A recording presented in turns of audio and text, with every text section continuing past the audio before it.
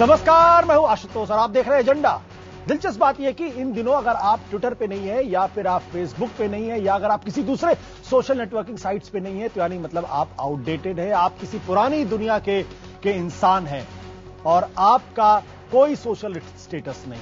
आज हम इसी मसले पर बातचीत करेंगे। सोशल नेटवर्किंग साइट्स इन दिनों सियासी जंग का नया मैदान है। ट्विटर पर बीते 3-4 दिन से फेकू बनाम पप्पू की जंग छिड़ी। जी हां, आप सोच रहे हैं फेकू बनाम पप्पू की जंग छिड़ी है। ये फेकू और पप्पू है नरेंद्र मोदी और राहुल गांधी। दरअसल दोनों के समर्थक एक दूसरे को नीचा दिखाने में जुटे। लगता है ऐसा है जैसे सारी सियासी लड़ाई सोशल मीडिया पर ही जीती जाएगी। सवाल है, क्या सोशल मीडिया पर चल रही इस जंग को गंभीरता से लिया जाना चाहिए और क्या यह माना जाना चाहिए कि जो व्यक्ति, जो शख्स, जो नेता, जो पार्टी सोशल नेटवर्किंग साइट्स पर जीत हासिल कर लेगा, ज्यादा से ज्यादा समर्थक जुटा लेगा, दरअसल वही जंग जीतेगा, वही चुनाव जीतेगा। एजेंडा में आज इसी पर बात होगी।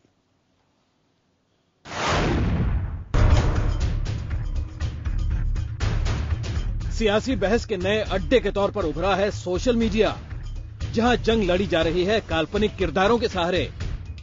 मिलिए पप्पू और फेंकू से। ट्विटर पर राहुल गांधी के समर्थकों ने नरेंद्र मोदी का नामकरण किया है फेंकू, तो नरेंद्र मोदी के समर्थक राहुल गांधी को पप्पू बता रहे हैं। पप्पू और फेंकू की इस जंग ने तमाम हदें तोड़ दी हैं। बीजेपी की ओर से प्रधानमंत्री पद के स्वयंभू उम्मीदवार नरेंद्र मोदी और कांग्रेस के युवराज राहुल दोनों ने देश और शासन को लेकर अपना नजरिया रखा और आ गई ट्वीट्स की बाढ़।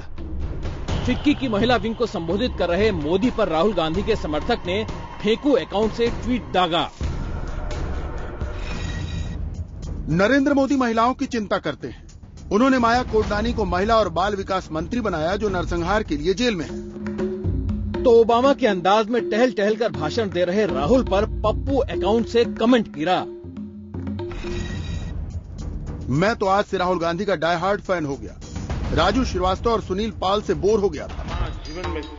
मोदी ने फिक्की में महिलाओं को माताएं बहनें कहकर संबोधित क्या किया? मोदी का मजाक उड़ाने के लिए बने फेंकू अकाउंट से कमेंट आया। तो महिला सिर्फ पत्नी, माँ और बहन ही है। हमारी लाइफ को नेता बस इतना ही समझते हैं।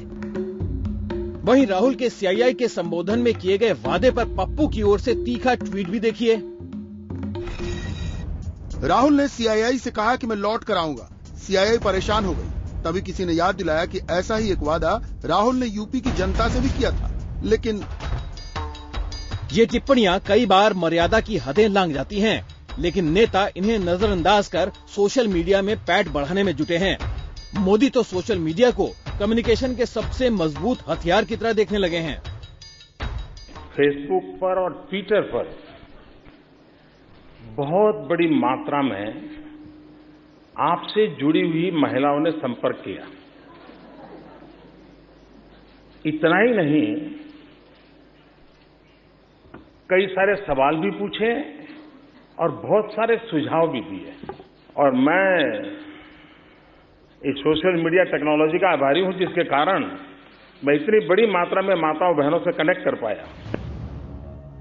मोदी के ट्विटर पर लगभग 14,40,000 फॉलोअर हैं। फॉलोअर यानी वो लोग जो उनके ट्वीट को देखते हैं, उसको फॉलो करते हैं। इस मामले में कांग्रेस में उनका मुकाबला केवल शशि थरूर से है, जिनके 17 लाख से ज्यादा फॉलोअर हैं। लेकिन इसकी वजह सिर्फ सियासी नहीं, और वो सियासी दौड़ में मोदी के आगे कहीं ठहरते भी नहीं। शायद ये मोदी की धमक ही है कि कांग्रेस को भी सोशल मीडिया का ख्याल आ गया है। जनवरी के चिंतन शिविर में पार्टी ने स्वीकार किया था कि सोशल मीडिया के इस्तेमाल में वो काफी पीछे है। पार्टी ने बाकायदा प्रस्ताव पारित कर कहा कि वो सोशल मीडिया पर अपनी मौजूदगी मजबूत करेगी। लेकिन पप्पू और फेंकू के बहाने जिस तरह की बहस छिड़ी है, उससे सवाल उठेगा, आखिर सोशल मीडिया पर सियासी बहस कितनी गंभीर है। Bureau report, IBN 7। और इस मसले में एजेंडा के 5 सवाल हैं। पप्पू बनाम फेंकू की जंग के पीछे समर्थक ही है या फिर इसके पीछे कोई और है, राजनीतिक दल या कुछ और? क्या सोशल मीडिया में नरेंद्र मोदी का समर्थन उनकी लोकप्रियता का सबूत है? क्या राहुल गांधी सोशल मीडिया में नरेंद्र मोदी को पछाड़ने में कामयाब होंगे? चौथा सवाल, क्या सोशल मीडिया में मिल रहा समर्थन चुनावी लाभ में तब्दील हो सकता है? और आखिरी सवाल, क्या अब सियासी जमीन की बजाय सोशल मीडिया पर होगी सियासी जंग। ये महत्वपूर्ण सवाल है क्योंकि जिस तरीके से माहौल इन दिनों बना है, ऐसा लगता है कि सारी की सारी जंग जो है वो सोशल मीडिया पर लड़ दी जाएगी और अगर कोई तीसरा विश्व युद्ध अगर होना है तो शायद सोशल मीडिया पर। हमारा एजेंडा बिल्कुल साफ है, राजनीतिक लड़ाई सोशल मीडिया पर नहीं, जमीन पर ही लड़ी जाएगी। बात करने के लिए हमारे साथ हिंदुस्तान टाइम्स के पॉलिटिकल एडिटर विनोद शर्मा, राजनीतिक विश्लेषक तहसीन पूनावाला जो कांग्रेस से संबंधित है, बीजेपी नेता वाणी Tripathi, brand guru Dilip Cherian, social media activist Shivam Vij. आप लोगों का स्वागत है। शिवम, जिस तरीके से ये इस दिनों सोशल मीडिया का जो प्रसार हो रहा है, क्या आपको लगता है वाकई अपने आप में बहुत ही शक्तिशाली माध्यम बन गया? अगर आप उससे नहीं जुड़े तो शायद आप आउटडेटेड, क्या ये रियलिटी है? देखिए आशुतोष जी, मैं ये बात सबको कहता फिरता हूं कि सोशल मीडिया बहुत इंपॉर्टेंट है, रियलिटी है, लेकिन जहां तक राजनीति की बात है, मतलब social media is very important. अगर आपको लोग इकट्ठा करने हैं, प्रोटेस्ट करवाना है, इमेज मेकिंग करनी है, इन्फॉर्मेशन फैलानी है, मीडिया को मोबिलाइज करना है, लेकिन जहां तक राजनीति का सवाल है, हमें देखना पड़ेगा पहली बात कितने हिंदुस्तानी इंटरनेट पे हैं। ज्यादा से ज्यादा 7 करोड़, 120 करोड़ के देश में 7 करोड़। उसमें से फेसबुक का कहना है कि लगभग 6 करोड़ हिंदुस्तानी फेसबुक में हैं, लेकिन उसमें से मुझे लगता है कि काफी जो है हिंदुस्तान के बाहर रहते होंगे, क्योंकि 6 करोड़ नहीं हो सकते 7 करोड़ में से कि लोग फेसबुक में हो। ट्विटर पे कितने हैं? ट्विटर की कोई ऑफिशियल नंबर नहीं हमारे पास अवेलेबल है, लेकिन जो सोशल मीडिया कंसल्टेंसी वाले लोग हैं वो लोग कहते हैं 10-20 लाख से ज्यादा नहीं है। इन छोटे नंबर्स के बाद दूसरी एक सच्चाई ये है कि सोशल मीडिया है क्या। सोशल मीडिया है यूट्यूब, फेसबुक, ट्विटर, ब्लॉग और कितने सारे नए प्लेटफॉर्म है। उसमें से खाली मीडिया में और राजनीति में हम एक की बात करते हैं हमेशा, ट्विटर। ऐसा क्यों है? सिर्फ इसलिए क्योंकि ट्विटर जैसा कि फेसबुक नहीं है, ट्विटर एक नहीं, ट्विटर एक पूरा पब्लिक प्लेटफॉर्म है, वहां ट्रेंडिंग होता है कि सब लोग क्या बात कर रहे हैं। फेसबुक में थोड़ा सा प्राइवेट क्लोज नेटवर्क, छोटे छोटे बहुत सारे हैं, तो उसमें ट्रेंड कैसे होता है कुछ। अब 100-50 लोग कुछ हैशटैग करे कि भाई ये ट्रेंड कराओ, और वो थोड़ा सा चढ़ जाता है वो ट्रेंड। मैंने चीजें ट्रेंड कराई हुई हैं, तो उसको जो है इतना हल्ला बना लेते हैं पॉलिटिशियंस, मीडिया, सब लोग, उसको राई का पहाड़ बना लिया जाता है। और उसमें होता क्या है, उसमें जो बहुत ही ज्यादा आइडियोलॉजिकली अलाइन लोग होते हैं, बीजेपी कांग्रेस वाले, वो बहुत छोटे हैं। ट्विटर पे कोई फिल्म के बारे में बात कर रहा है, म्यूजिक के बारे में, सिनेमा, सब लोग पॉलिटिक्स की बात नहीं कर रहे हैं। छोटा सा एक नंबर है जो पॉलिटिक्स की बात कर रहा है, उसको हम लोग इतना सीरियसली ले लेते हैं। ऐसा नहीं है। और वो लोग बैठ के देख रहे हैं राहुल गांधी की स्पीच, वेट कर रहे हैं कि एक राहुल गांधी कुछ करेगा। वो कह रहा है कि पन्ना नहीं मिला, खो गया, तो लोगों ने उसका मजाक उड़ाना शुरू कर दिया। एक मनमोहन ने कहा ठीक है, फालतू मजाक। एक मोदी से आप चाहे सहमत हो ना हो, उन्होंने कोई मां बहन की गाली नहीं दी, लोग पुछड़ के मां बहन कह रहा है। तो जो फालतू की नुक्ताचीनी, क्योंकि जो आइडियोलॉजिकली अलाइंड लोग हैं वो कर रहे हैं, उसको हम लोग इतना सीरियसली क्यों ले रहे हैं, खासकर मीडिया। बिल्कुल शिवम, निश्चित रूप से आपने कहा मीडिया, लेकिन एक सवाल इस बात को लेकर भी है कि जो फॉलोअर्स हैं या जो उसमें है, उसमें कितने न्यूट्रल लोग हैं और कितने, मैं बार बार कहता हूं, पेड सिंडिकेट एक काम करता है। ट्विटर पे खास तौर पर एक पेड सिंडिकेट काम करता है। लेकिन ऐसे कितने लोग हैं जो ऑनेस्टली पॉलिटिशियंस को, पॉलिटिक्स को फॉलो करते हैं? क्या उनकी संख्या बहुत ज्यादा है या बहुत कम? क्योंकि पॉलिटिक्स न्यूज को सभी लोग फॉलो करते हैं। किस हद तक फॉलो करते हैं, किस वो मुझे लगता है कि 20% होंगे 100 में से, है ना। लेकिन जो पेड सिंडिकेट की बात है, पेड सिंडिकेट होते हैं और वो सिर्फ पॉलिटिशियन नहीं इस्तेमाल करते हैं, बॉलीवुड भी इस्तेमाल करता है। हर बॉलीवुड स्टार का हैप्पी बर्थडे ट्रेंड करने लगता है, तो वो paid syndicate marketing social media होती है। लेकिन जहां तक पॉलिटिक्स की बात है, एक जरूरी हमें समझनी होगी कि पेड सिंडिकेट जो है थोड़ा सा दूर जा सकता है। आगे जाने में ये साफ एक दिखता है कि जो राइट विंग आइडियोलॉजी के लोग हैं, वो बहुत सारे कॉमन लोग अपने पर्सनली आइडियोलॉजिकली मोटिवेटेड हैं। हालांकि कांग्रेस, कोई ऐसे बहुत कम लोग मिलते हैं जो कि कांग्रेस पार्टी के ना हो और आइडियोलॉजिकली कांग्रेस वाले हो। ये एक डिफरेंस दिखता है साफ। पर दिलीप जी, जिस तरीके से शिवम कह रहे हैं कि भाई बहुत कम लोग हैं, राई का पहाड़ बनाने की कोशिश की जा रही, बट एक खास तरीके का जो इंटेलेक्चुअल सर्कल है, जो महानगरों के अंदर रहता है, क्या आपको नहीं लगता कि वो इस माहौल को बनाने में और उसको बाद में ट्रांसलेट करने में थोड़ी मदद मिलती है इससे, या मदद मिलेगी? देखिए, फेसबुक की बात उन्होंने की और ट्विटर के बात, फेसबुक पे अभी एक स्टडी हम कर रहे हैं, कई हमारे एजेंसीज कर रहे हैं, क्योंकि हमारे कई कैंपेन्स चल रहे हैं इस वक्त। और फेसबुक पे जो लोग हैं, शायद आप लेके दरभंगा कॉन्स्टिट्यूएंसी लीजिए, वहां जो वोटर का जो संख्या है उसमें से फेसबुक बहुत कम है। पर अगर आप लास्ट इलेक्शन का रिजल्ट देखें और विक्ट्री का मार्जिन देखें और दरभंगा में फेसबुक यूजर्स का नंबर देखें, वो फेसबुक का numbers is almost equal in about 99 constituencies in the country to the number of Facebook users who are registered in that constituency. तो मेरे ख्याल में अगले इलेक्शन में और शायद आगे जाकर कई इलेक्शंस में जोड़ तोड़ ज्यादा तो ज्यादा होगी। पर मेरा मानना यह है कि इन्फ्लुएंसर्स और इन्फ्लुएंशियल लोग जो हैं वो ट्विटर और फेसबुक इस वक्त एक प्लेटफॉर्म की तरफ यूज कर रहे हैं अपने जो अनफिल्टर्ड इंफॉर्मेशन देने के लिए। आपने जो सिंडिकेट की बात की वो भी है, और कई एजेंसीज बैठे हैं मोदी के लिए, कई और लोगों के लिए, वो जो कर रहे हैं वो ऑपरेशंस कर रहे हैं, पर उससे जो मेजॉरिटी है वो इन्फ्लुएंस नहीं होता। कुछ दिन के लिए, कुछ घंटे के लिए जैसे का ट्रेंडिंग हो सकता है, पर इन्फ्लुएंसिंग जो है वो मेरे ख्याल में बढ़ रहा है।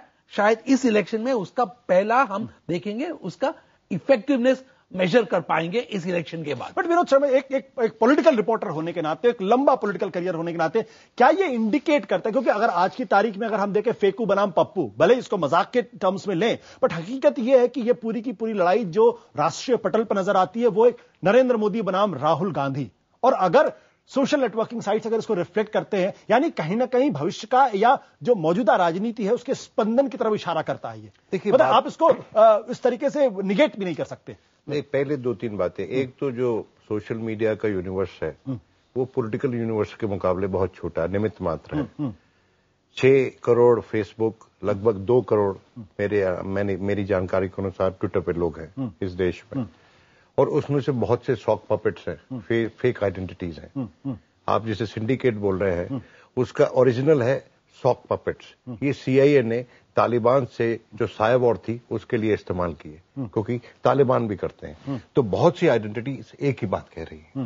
ये जरूरी नहीं कि जो 20 लोग एक बात कर रहे हैं वो सच में 20 हैं, वो एक है। एक भी हो सकता है, एक भी हो सकता है, क्योंकि एक एक व्यक्ति 20-20 आइडेंटिटीज को कंट्रोल कर रहा है। 200 भी कर सकता है, टेक्नोलॉजी की बात है। तो आप एक बात जो कहना चाहते हैं जो कि एक सिविलाइज्ड डिस्कोर्स में नहीं आ सकती, वो ट्विटर पे आप कह सकते हैं। मिसाल के तौर पे नरेंद्र मोदी ने इंदू बहन का खाखड़ा बोला, जस्सू बहन का पिज्जा बोला, लेकिन कोई ट्विटर पे ये भी पूछ सकता था कि यशोदा बहन के मोदी, उनके बारे में बात नहीं की उन्होंने। तो ये संभव ट्विटर पे हो जाता है। तो जो एलिमेंट्स एक सिविलाइज्ड डिबेट में, डिस्कोर्स में नहीं आएंगे, वो ट्विटर के जरिए आ जाते हैं। तो उससे मैं समझता हूं डेमोक्रेसी सक्षम होती है। लेकिन इसका इस्तेमाल कई बार बहुत ही, मैं समझता हूं, नीचे स्तर पे किया जाता है, जिससे कि डिस्कोर्स में कमी भी होती है। रही बात ट्रेंडिंग की, तो ट्विटर की मेमोरी और ट्विटर की स्क्रिप्ट बहुत छोटी है। 140 शब्द, और मैं समझता हूं कि 140 घंटे भी नहीं जिंदा रहता, और नया कुछ ट्रेंडिंग शुरू हो जाती है। तो जो हमारे एलिट्स हैं उनके लिए मैं समझता हूं कि उनके लिविंग रूम्स में एक अच्छा बात करने का माहौल बनाता है। लेकिन वो जो एलिट्स हैं वो कितना इन्फ्लुएंस करते हैं आम जनता को, जो डिसाइड करती है कौन जीतेगा कौन हारेगा, इसका आकलन अभी तक तो नहीं हुआ, लेकिन आने वाले वर्षों में हो जाएगा जरूर। बिल्कुल। हमारी एक नरेंद्र मोदी के बारे में कहा जाता है कि जो एक बहुत बड़ा तबका है जो उनके साथ कम से कम सोशल नेटवर्किंग साइट्स उनके साथ जुड़ा हुआ, और जब फिक्की में आया तो उन्होंने साफ तौर पर भाई 14 करोड़ के आसपास लोग हैं और हमें उन तक पहुंचने की कोशिश कर सकते हैं। बहुत सारे लोग उनसे जुड़ने की कोशिश करते हैं। क्या बीजेपी का पूरा ध्यान सोशल नेटवर्किंग साइट्स पर ही है कि भाई वहीं पे जंग जीत ले? नहीं, ऐसा तो आपके जैसे सुविचार वाले जर्नलिस्ट का मत जरूर हो सकता है, लेकिन मुझे लगता है कि इस चर्चा को थोड़ा विस्तृत करके हमें गंभीर रूप से देखना चाहिए, और हमें ये याद रखना चाहिए कि 2014 में इस देश की 60% जनता 40 साल से नीचे की होगी। अगर आज हम सिर्फ नेट यूजर्स की बात करें तो संपर्क के साधनों में एक बहुत ही बड़ा क्षेत्र सोशल नेटवर्किंग साइट्स की वजह से खुला है।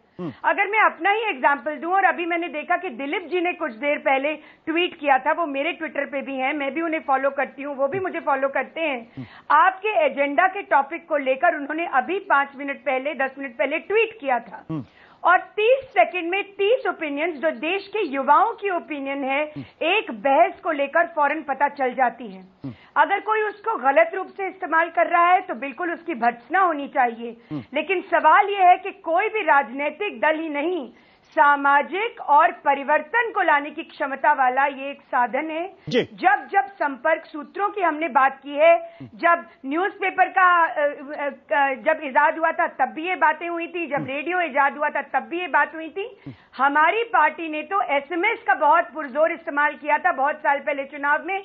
तब हम पे ये एलिगेशन लगाया गया था कि हम टेक्नोलॉजी का इस्तेमाल कर रहे हैं।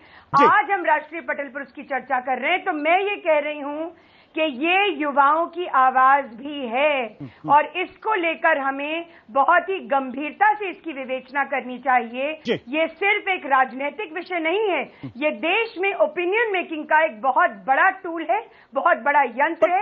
और ये भी कहा जा रहा है, ये भी कहा जा रहा है कि बहुत बड़ा ऐसा तबका भी है जो नरेंद्र मोदी का फॉलोअर भी है और वो उसकी जो भाषा है वो एक ऐसी भाषा है जो बहुत आक्रामक है और शायद सामने वाले को अनसेटल करने की कोशिश की जाती है उसमें। क्या ये सच्चाई नहीं है? देखिए आशुतोष जी, ये तो फिर वही बात होगी कि एक आरोप किसी ने लगाया और उसके प्रत्यारोप में किसी ने जवाब दिया। जरूर ये एक पब्लिक डोमेन का विषय है और जब हम सामाजिक तौर पे पब्लिक डोमेन के विषयों के बारे में चर्चा करते हैं तो उसमें बहुत तीखी टिप्पणियां भी होती हैं। आपकी टेलीविजन डिबेट्स पर अक्सर ऐसी बात भी लोग कह जाते हैं, एक व्यक्ति है, किसी एक पार्टी से संबंधित है, उसके प्रवक्ता नहीं है, एक नेटवर्किंग साइट चलाते हैं किसी पार्टी के लिए और वो आकर प्रवक्ता के तौर पे बात करते हैं। मैं चाहूं तो इस पर तीखी टिप्पणी कर सकती हूं एक राजनेता, एक युवा राजनेता होने के नाते, लेकिन क्योंकि वो आपकी टेलीविजन डिबेट पर रोज रहते हैं तो उसके बारे में चर्चा होती है।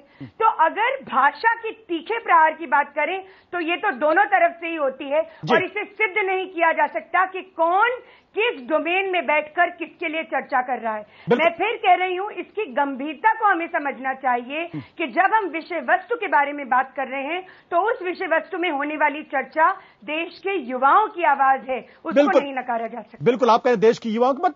तहसीन, मैंने जानबूझकर मैं आपके पास आखिर में आया, सवाल इस बात को लेकर कि बीजेपी के बारे में कहा जाता है कि टेक्नोलॉजी को, राजनीति में टेक्नोलॉजी का जो बहुत खूबसूरत इस्तेमाल और बहुत पहले उन्होंने करना शुरू, साइनिंग इंडिया जिसका भी वाणी ने जिक्र किया, साइनिंग इंडिया कैंपेन जब 2004 में शुरू हुआ तो प्रमोद महाजन को इस बात का क्रेडिट जाना चाहिए किस तरीके से उन्होंने एसएमएस का, मोबाइल फोन्स का जिस तरीके से इस्तेमाल किया। क्या कांग्रेस इसमें चूक जाती है? क्या अभी 2000 अचानक राहुल गांधी जी को और कांग्रेस पार्टी को जयपुर चिंतन शिविर में याद आया कि हमें इस टेक्नोलॉजी का इस्तेमाल करना चाहिए और पिछले एक हफ्ते में नजर आ रहा है कि शायद कांग्रेस पार्टी अपनी उस भूल सुधार की तरफ कोशिश करे।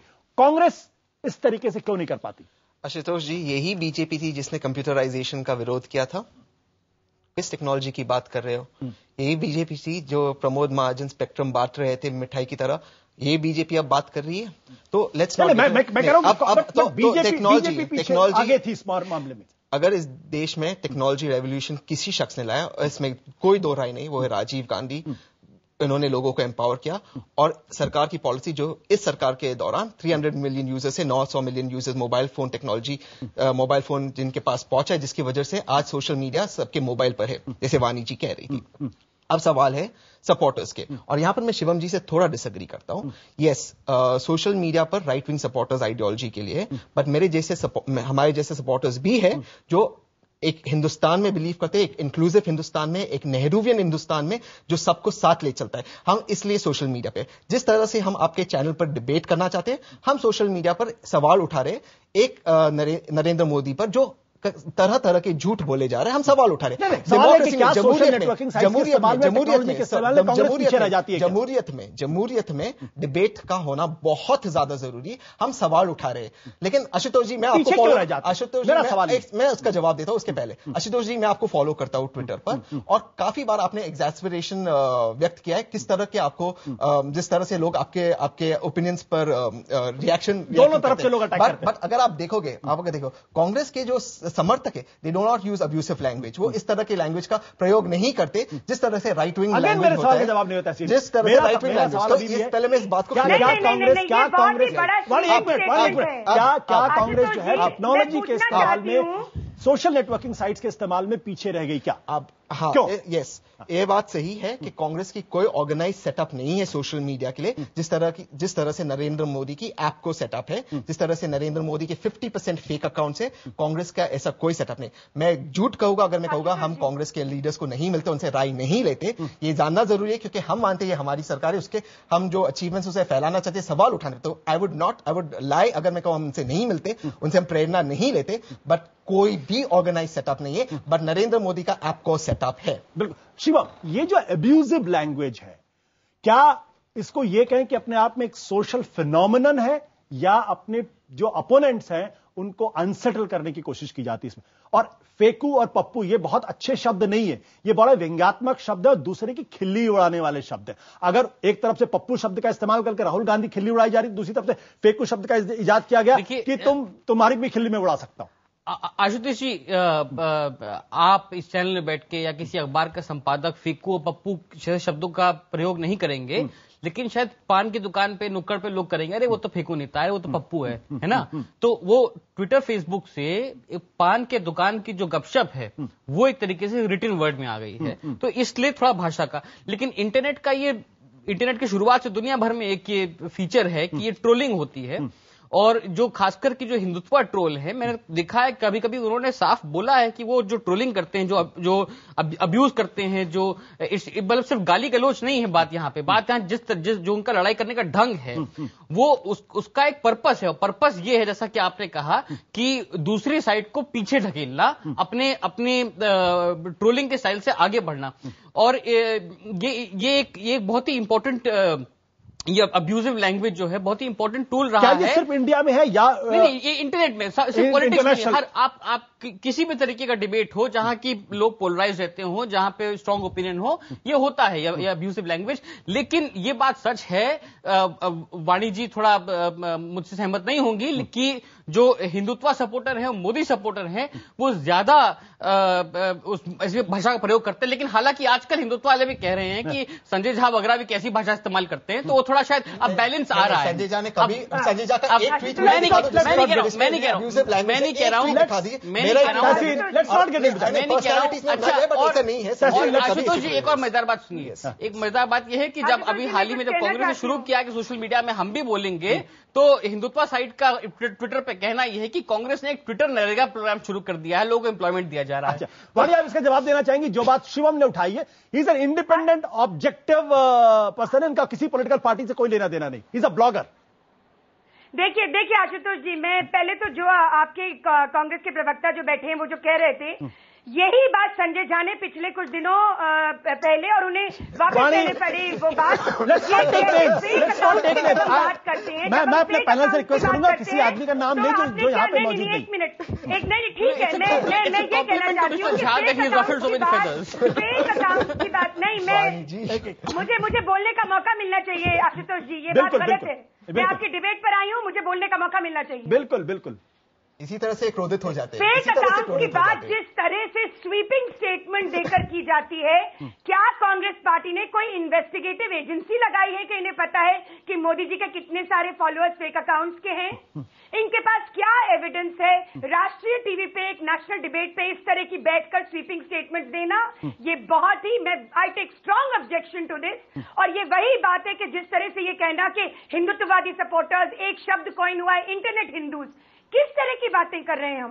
और मैं तो ये कहना चाहूंगी, ये वो सरकार है जिसने 300 ट्विटर हैंडल्स बैन किए थे और आज तक उसका जवाब इस देश के युवा को ये सरकार नहीं दे पाई है कि किस बिना पर, किस वजह से वो ट्विटर हैंडल्स बैन किए गए थे। मेरा सवाल फर्क था, मेरा सवाल दरअसल थोड़ा सा फर्क था। जो शिवम ने कहा कि भाई जो अब्यूजिव लैंग्वेज ज्यादातर उन लोगों की तरफ से आ रही है जो अपने आप को राइट विंगर या फिर हिंदूवादी कहते हैं, ये सच्चाई इसमें कोई दूर। मैं अभी अगर कहूं तो मैं अभी एक चीज लिखूंगा और उसके बाद जो आएंगे वो साफ क्लियर हो जाएगा। ऐसा क्यों? देखिए, ये कैसे सिद्ध हो सकता है? कौन सिद्ध करेगा इस बात को कि कौन राइट विंगर है? वो कोई पेड सोशल मीडिया साइट नहीं है जो आप इससे एग्री नहीं करती? किसी तरह से अपमानजनक भाषा, बिल्कुल मैं एग्री नहीं करती। और कोई भी अगर अपमानजनक भाषा का प्रयोग कर रहा है, मैं जिम्मेदारी से कह रही हूँ, वो ठीक नहीं कर रहा। मैं कहीं से ये नहीं कहना चाहती कि अपशब्द इस्तेमाल करना आपको स्वतंत्रता है अभिव्यक्ति की इस देश में, और उस स्वतंत्रता को कोई भी अगर उसका गैर मतलब या कोई भी गलत मतलब अगर उसका निकालता है, सही नहीं है। लेकिन ये लांछन लगाना भी गलत है कि ये राइट विंग हिंदूज हैं, ये इंटरनेट हिंदूज हैं, ये भी बिल्कुल गलत है। मेरा दूसरा सवाल जो आप अभी जवाब दिए, मेरा सवाल इस बात को लेकर कि कुछ दिनों पहले आमिर खान से मैंने पूछा कि आप ट्विटर पे क्यों नहीं, उसने कहा मैं कुछ दिनों के लिए ट्विटर पे आया और मुझे इतनी गालियां पड़ी, मैंने कहा यार बंद करो। और फिर आमिर ने जवाब दिया, उसने कहा, मैंने कहा ऐसा क्यों? आमिर ने कहा कि जो लोग मुझे सुपरस्टार होने के नाते मेरे साथ एक फोटो खिंचवाने के लिए जान देने को तैयार थे, सडनली उनको लगा मैं आमिर को गाली दे सकता। क्या ये सोशल साइकोलॉजिकल फिनोमेनन है क्या अपने आप में कि मैं दिलीप चेरियन को, मैं विनोद शर्मा को, मैं किसी को भी गाली दे सकता हूं एक प्लेटफॉर्म में? तो क्या ये सोशल साइकोलॉजिकल फिनोमेनन है या एक कोशिश है सिंडिकेटेड तरीके से आइडियोलॉजिकली कमिटेड लोगों का? दोनों है। इस वक्त जो चल रहा है ट्विटर और फेसबुक पे, इंडियन सोसाइटी जो हायरार्किकल और स्ट्रक्चर्ड है, उस सोसाइटी में जो ट्विटर और फेसबुक ने जो फ्रीडम दिया है वो है कि डायरेक्टली आशुतोष को या दिलीप चेरियन को गुरु तरह के माने जो भी है वो उनको डायरेक्टली अटैक करें और डायरेक्टली उनसे कॉन्वर्सेशन का एंटाइटलमेंट लगे। ये एंटाइटलमेंट जो है उनको ये हक लग रहा है कि वो हम इनसे डायरेक्टली बात कर सकते हैं और हमें उनसे उत्तर मिलना जरूरी है क्योंकि हमारा अधिकार है। ये नहीं समझते कि जो सोसाइटी में जो हायरार्की था उस हायरार्की को अचानक एक दिन में एक टेक्नोलॉजी, और इसी को कहते हैं कि टेक्नोलॉजी जो डिसरप्ट करता है सोसाइटी को, यही टेक्नोलॉजी न्यूज़पेपर हो, टेलीफोन हो, ट्विटर हो, ये सारे एक ही तरह का है क्योंकि हर वक्त जो सोशल स्ट्रक्चर्स है उनको इंबैलेंस करते हैं। दूसरे इंपॉर्टेंट पॉइंट यह है कि ट्विटर और फेसबुक पे कोई विसल ब्लोअर नहीं है क्योंकि कोई एडिटर नहीं है, कोई भी बोले, इक्वल राइट्स है सबको। तो इसलिए जो है यंगर जनरेशन के जो शब्द प्रयोग यूज करने वाले हैं, जो सिंडिकेट्स के भाषा है, ये सब जो है अनफिल्टर्ड तरीके से लोग देखने का अपॉर्चुनिटी मिलता है और इसलिए हमें अब पता चल रहा है कि हमारा लैंग्वेज ऑफ डायलॉग क्या है, कितनी गाली और कितनी गलौज इस लैंग्वेज में है। बिल्कुल। एक चीज और है दिलीप, छोटा सा आपका जवाब चाहूंगा कि हम लोग जब अपने यूनिवर्सिटीज में थे तो कोई आदमी बहुत बड़ा आदमी होता था तो अगर कभी हमने उसको कुछ बोल दिया तो आके हौसला हाथ अपने को बनता था। आज तो मैंने उसको जो है मतलब using some phrases which I am not using, आज तो मैंने उसकी अच्छी खासी कर दी। ये जो आपको सडनली लगा कि ट्विटर की अरे मैंने तो आज दिलीप चेरियन को गाली दे दी, वो जो सेंस ऑफ पावर जो है, क्या वो भी एक फैक्टर है क्या इसके पीछे? वो एक फैक्टर है और ये लोग समझते हैं कि ये हमारा एम्पावरमेंट है। ये नहीं समझते कि इस जैसे आमिर खान का एग्जाम्पल आपने दिया, दिलीप चेरियन हो, आमिर खान जो भी है, वो या तो वो रिसीव करेंगे या तो एक वॉल क्रिएट करेंगे साइलेंस का जहां वो उत्तर नहीं देते, सिर्फ ब्रॉडकास्ट मीडिया की तरह यूज करने जाएंगे। और मेरे ख्याल में उसमें एक नॉन सिंपैथेटिक फैक्टर भी आ जाता है। बिल्कुल। विनोद, क्या ये इस बात का प्रतीक है कि जैसे कि आप संसद पार्लियामेंट के डिबेट आज से 5 साल पहले, 10 साल पहले जब अटल बिहारी वाजपेयी थे, जब उसमें इंद्रजीत गुप्ता, चंद्रशेखर, बीजू पटनायक, तमाम बड़े बड़े स्टालवर्ट, सोमनाथ चटर्जी वगैरह थे, तो डिबेट का जो लेवल हुआ करता तो मतलब आपको सुनकर अच्छा लगता था। आज पार्लियामेंट के अंदर डिबेट होती है, हमको अच्छा नहीं लगता, लेवल बहुत कम हो गया।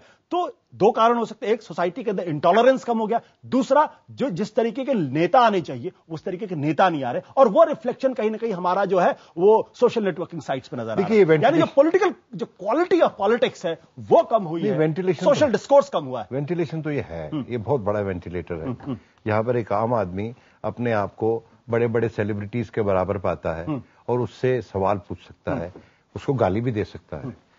लेकिन मेरा यह मानना है कि ट्विटर का जो इस्तेमाल, जो उसका डाउन साइड है वो ये है कि वो डिबेट को बहुत बास्टर्डाइज कर रहा है, बहुत स्टेबलाइज कर रहा है। और दूसरा, इसका जो साई वॉर डायमेंशन है, साइकोलॉजिकल वॉर, जैसे आप अभी प्रोग्राम कर रहे हैं, मैं प्रोग्राम में कुछ बोलता हूं तो आपको ट्विटर पे मैसेजेस आने शुरू हो जाएंगे कि इस बदमाश से बार बार सवाल क्यों पूछ रहे हो, जो मुझे पसंद नहीं करते, या आपने अगर कुछ ऐसी बात कह दी तो आप पे ताबड़तोड़ हमला बोल दिया जाएगा ताकि आप विचलित हो जाएं। मैं ये समझता हूं कि इसका ये जो डायमेंशन है ये बहुत ही संगीन है और इस पे हमको एक राय बनानी चाहिए कि क्या ये सही है। सबसे ज्यादा क्रिएटिव इस्तेमाल ट्विटर का मेरे हिसाब से टीम अन्ना ने किया। जो उन्होंने करप्शन का मैसेज भेजा, उसका मैं समझता हूं उन्होंने सही इस्तेमाल किया और उसकी पावर हमको जब पता चली। ये पावर बीजेपी के जमाने में नहीं पता चली थी, क्योंकि बीजेपी अपने ही प्रोपेगेंडा से डिल्यूट हो गई और जो शाइनिंग इंडिया का प्रोपेगेंडा था वो उनको भारी पड़ा। विनोद जी, एक सवाल यहां पे ये भी है, अगर हम कि क्या जिस तरीके की फॉलोइंग या जिस तरीके का रिएक्शन नरेंद्र मोदी के पक्ष या विपक्ष, खासतौर पर पक्ष में जाता है, क्या वो इस बात का प्रतीक है कि वाकई नरेंद्र मोदी आज देश के सबसे लोकप्रिय नेता हैं? और क्या वाकई जिस तरीके का माहौल अपने पक्ष में उनको क्रिएट करना चाहिए जिसमें शायद लंबा वक्त लगता, इस सोशल नेटवर्किंग साइट्स की वजह से उनको बहुत कम वक्त लग रहा? नहीं, मैं नहीं मानता नहीं मानता, क्योंकि मैंने शुरू में बताया कि जो ट्विटर सोशल मीडिया का जो यूनिवर्स है, जो एक्चुअल पॉलिटिकल यूनिवर्स है, उसके मुकाबले में कुछ भी नहीं है, फ्रैक्शन है। 2 करोड़ ट्विटर पे लोग हैं, 6 करोड़ फेसबुक पे लोग हैं, 90 करोड़ों के पास मोबाइल फोन है 120 करोड़ में से। तो जब 90 करोड़ के पास मोबाइल फोन है और उसमें से सिर्फ इतने लोग हैं जो कि ट्विटर पे हैं, इंटरनेट पे हैं, तो इसकी सीमा है इस देश में। लेकिन यहां पर हम ये क्यों बोलते हैं कि हर आदमी कम से कम 5 दोस्त होगा? देखिए, जरूर है। अगर 2 करोड़ तो 10 करोड़ हो गए। नहीं, देखिए 2 करोड़ की जगह एक्चुअल यूजर्स 1.5 करोड़ भी हो सकते हैं, क्योंकि फेक आइडेंटिटीज बहुत हैं। तो इसलिए मैं समझता हूं कि इस पे ज्यादा शोध की जरूरत है, लेकिन इसको हम इग्नोर नहीं कर सकते। तो इसलिए क्योंकि ये जो पेयर ग्रुप्स है उन तक पहुंच रहा है और पेयर ग्रुप्स ओपिनियन बनाते हैं दुनिया में, देश में। शिवम, क्या ये इस बात का प्रतीक जो मैंने विनोद जी से सवाल पूछा कि नरेंद्र मोदी आज की तारीख में सबसे पॉपुलर नेता है, क्या इस सोशल नेटवर्किंग साइट्स में उनकी लोकप्रियता के आधार पर कहा जा सकता है?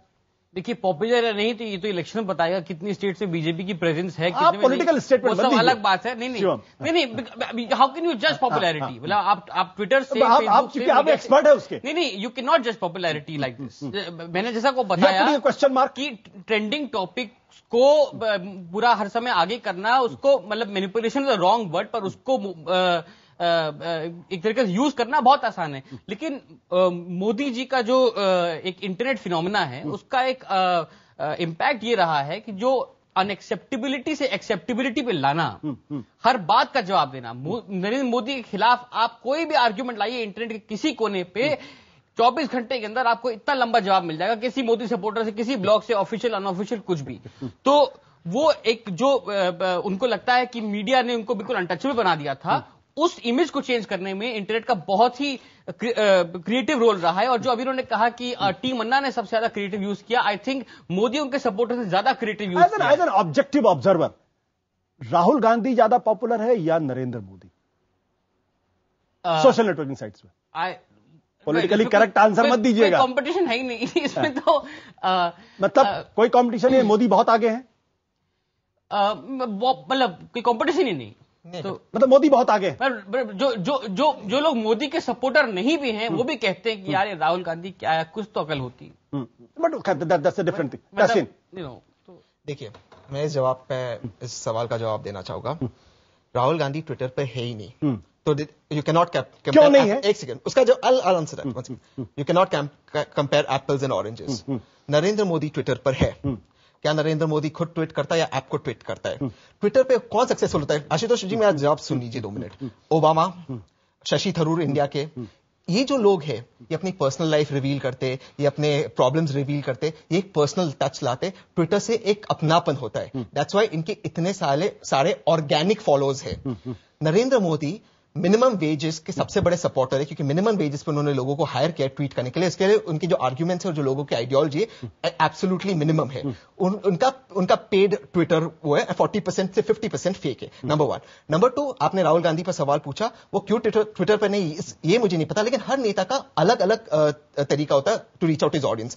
ही हैज अ डिफरेंट स्टैचर, लेकिन जो जरूरी is not how you reach out, it is with what you reach out. जो कन्विक्शन, जो ऑनेस्टी से, क्या आप ऐसा प्रधानमंत्री चाहेंगे जो कन्विक्टेड हो, जो जिसके कन्विक्शंस हो, जो ऑनेस्ट हो, या एक ऐसा प्रधानमंत्री चाहेंगे जो दोगला हो, जो खुद के ट्वीट भी नहीं करता, जो वो भी कट कॉपी पेस्ट करता है? ये सवाल देश को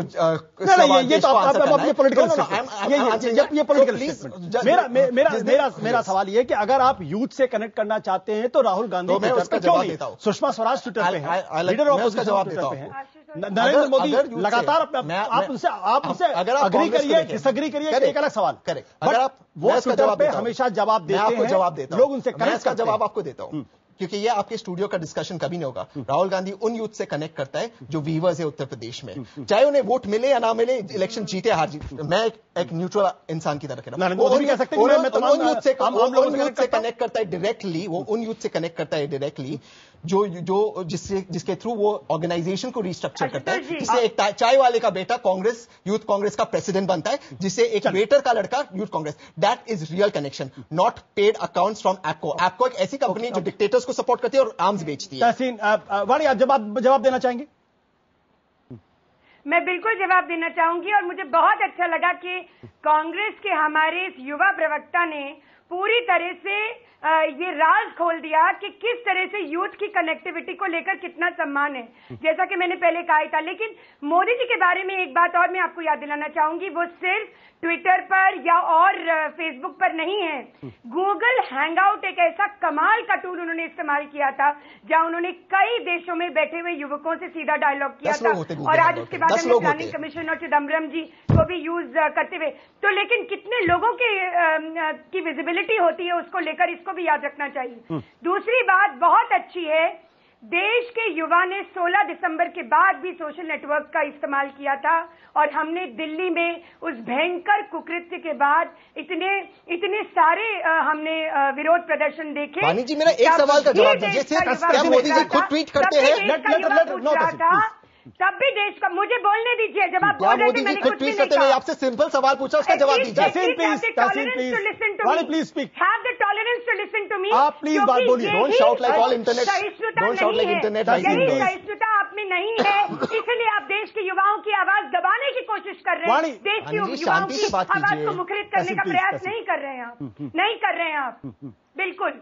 और आशुतोष जी, मैं ऑन रिकॉर्ड ये कहना चाहती हूँ कि 16 दिसंबर के बाद भी जो सोशल मीडिया को इस्तेमाल किया था युवकों ने, एक ही सवाल पूछते थे, देश का युवा यहाँ है जो इंडिया गेट था, राहुल गांधी तुम कहाँ हो? बिल्कुल। तो मुझे लगता है वही सवाल देश का युवा यहाँ भी पूछेगा कि राहुल गांधी तुम कहाँ हो? मोदी जी लोकप्रिय हैं, युवाओं में लोकप्रिय हैं, बहुत लोकप्रिय हैं।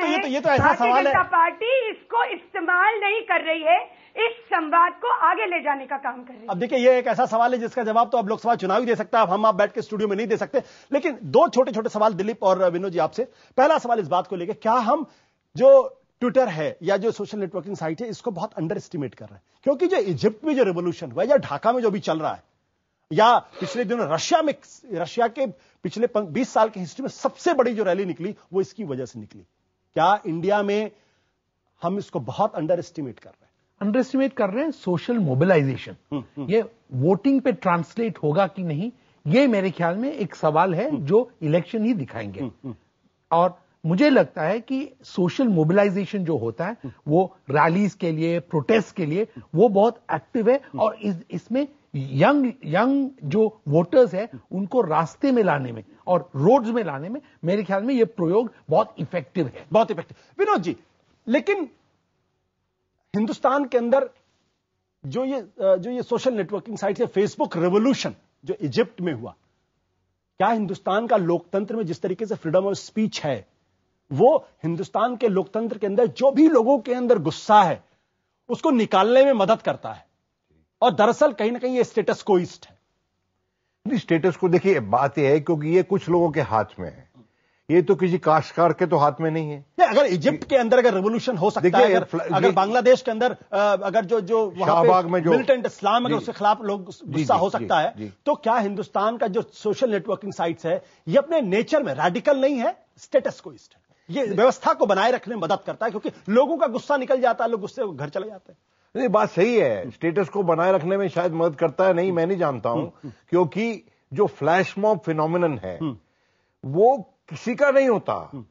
अब जैसे बानी ने बोला, मैं बानी से थोड़ा सा डिसएग्री करता हूं। बानी, वहां पर जो फ्लैश मॉब आए, जब उस रेप इंसिडेंट के बाद उन्होंने हर पॉलिटिशियन को गाली दिया, उन्होंने आम आदमी पार्टी को भी वहां से भगा दिया।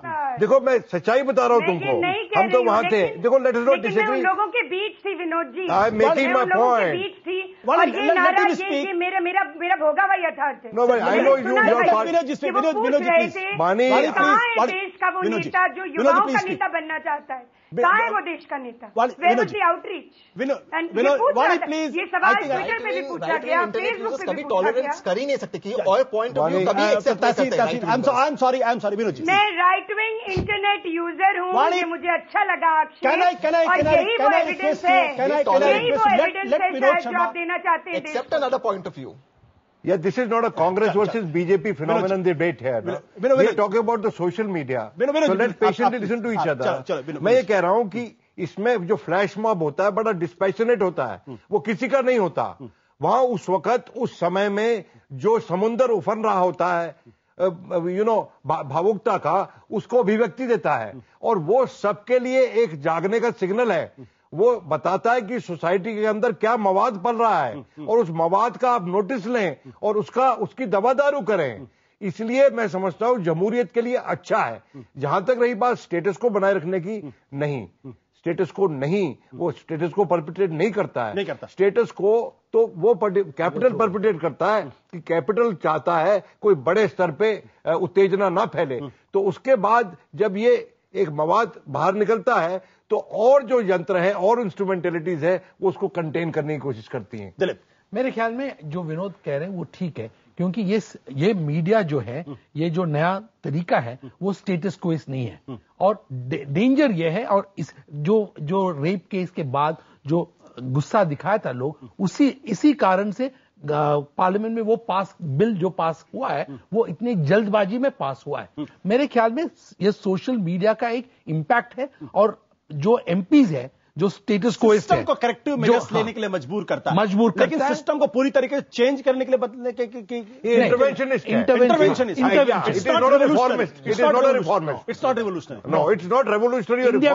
But it is interventionist. Sir, अब मैं आप आखिरी सवाल, मेरे पास समय बिल्कुल नहीं है, दिलीप और विनोद दोनों से, अंत में शिवम से 10 सेकंड जवाब दे।